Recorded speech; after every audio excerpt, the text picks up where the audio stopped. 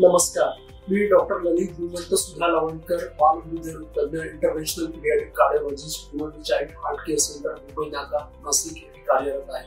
आज आपण जाणून घेणार आहोत की जन्मतः असलेल्या हृदयाच्या आजारांमध्ये जी स्पेसिफिक साईन आहे, ज्याला आपण म्हणतो मर्मर, कार्डियक मर्मर, हा जेव्हा बालरोग तज्ञ आपल्या बाळाची स्टेथोस्कोपद्वारे तपासणी करतात त्यावेळेस त्यांना ऐकायला येणारा आवाज, हृदयाच्या आतमध्ये जर कुठला त्रास असेल तर काही वेळा छिद्र असू शकतं किंवा हृदयाच्या झडपाचे आजार असू शकतात, झडपेला अडथळा असणं किंवा झडपेमधून रक्त पुन्हा रिगर्जिटेशन किंवा लिकेजद्वारे हृदयामध्ये पुन्हा येणं, ह्या कारणामुळे जो एक स्पेसिफिक आवाज आयडेंटिफाय केला जातो ज्याला आम्ही म्हणतो मर्मर, तो जर आवाज जर ऐकायला आला तर पुढे हार्टची तपासणी किंवा बालहृदयरोग तज्ञांकडून पुढे इकोची तपासणी सांगितली जाते. तर नेमका हा मर्मर काय आहे, हा मर्मर जर असेल तर आपण काय केलं पाहिजे, कितपत घाबरण्याची गरज आहे. पिडियाट्रिक एज ग्रुप मध्ये मर्मर हा तसा जर बघायला गेलं तर बऱ्यापैकी कॉमन आहे. तर 2 to 10% of all paediatric populations मध्ये हा मर्मर ऐकायला येऊ शकतो. त्यातले 50% मध्ये किंवा त्याहून काही कमी प्रमाणामध्ये जो मर्मर ऐकायला येतो, ज्याचे ग्रेडिंग सुद्धा असतात पुढे, परंतु तो एक मेडिकल किंवा डॉक्टर्सचा विषय आहे.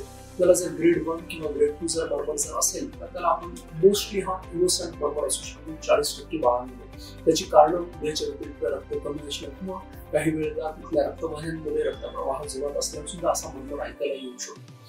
परंतु एक सगळ्यात महत्वाची जी गोष्ट आहे की जेव्हा हा मर्मर आपल्या पिडियाट्रिशियनला ऐकायला येतो त्यावेळेस ही खात्री करणं जास्त गरजेचं असतं की हा मर्मर हा इनोसंट मर्मर आहे की हृदयाच्या असलेल्या अंतर्गत आजारामुळे आहे. म्हणून हृदयाची सोनोग्राफी जी बालहृदयरोग तज्ञांकडून करायला सांगितली जाते ती करणं अत्यंत गरजेचं आहे. ही तपासणी जर आपण केली तर ह्यामध्ये आपल्याला ह्या मर्मरचं स्पेसिफिक कारण काय आहे, कॉज काय हे आपल्याला कळून येऊ शकतं. ज्यामध्ये समजा एट्रियल सेप्टल डिफेक्ट आहे, म्हणजे हृदयाच्या असलेल्या वरच्या 2 कप्प्यांमध्ये छिद्र असणं, किंवा व्हेंट्रिक्युलर सेप्टल डिफेक्ट आहे, हृदयाच्या खालच्या 2 कप्प्यांमध्ये असणारं छिद्र, किंवा पेटंट डक्टस आर्टेरियोसिस आहे, म्हणजे हृदयामध्ये जी अतिरिक्त रक्तवाहिनी जी बंद होण्याची गरज आहे ती उघडी राहणं, हे जर असेल तरी सुद्धा हा मर्मर ऐकायला येऊ शकतो. तर जर मर्मर ह्या कारणामुळे असेल तर आपल्याला हृदयाच्या ट्रीटमेंटची गरज असते. जर ह्या कारणामुळे नसेल तर आपल्याला याला आपण इनोसंट मर्मर असं म्हणू शकतो. दुसरी एक महत्वाची गोष्ट, ज्या वेळेस असं सांगितलं जातं आणि सपोज बाळ हेल्दी आहे, बाळाचं वेट गेन व्यवस्थित, तर बाळाला कुठलाही त्रास नाही आणि पिडियाट्रिशियनने ऐकलं किंवा डॉक्टरने ऐकलं आणि सांगितलं की मर्मर ऐकायला येतो आणि हृदयाची तपासणी करून पालकांच्या मनामध्ये थोडीशी भीती निर्माण होते की अरे खरंच गरज आहे का, कारण बाळ तर हेल्दी आहे, बाळाचं वजन तर व्यवस्थित वाढतंय, मग का हृदयाची तपासणी करायची.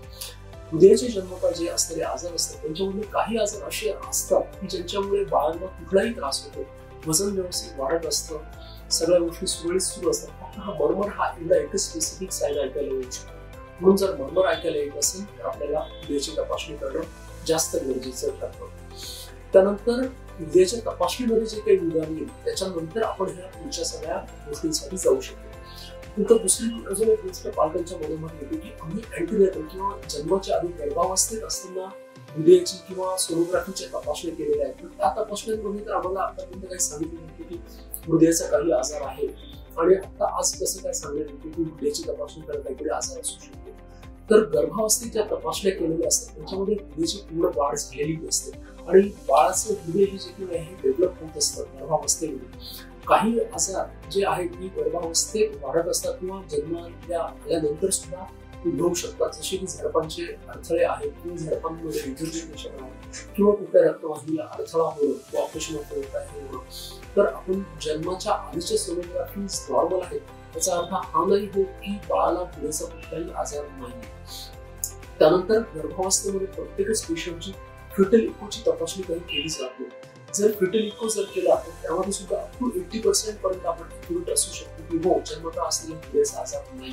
20% याही अवस्थेमध्ये आपण फिटल इकोमध्ये जगभरचं लिटरेचर आहे की नॉर्मल फिटल इको जरी असेल तरी 20% ऑफ बेबीजमध्ये कंजेनिटल हार्ट डिसीज हा आढळू शकतो. त्यानंतर काही जे काही असतात, हृदयाची रचनाच जन्माच्या आधी अशी असते की ज्यामध्ये एक अतिरिक्त रक्तवाहिनी प्रेझेंट असते, ती जन्मानंतर बंद होते. तर ही बंद झाली की नाही हे जन्माच्या आधी कोणीच नाही सांगू शकत. ही जन्माच्या नंतर 24 ते 48 तासांमध्ये बंद होते.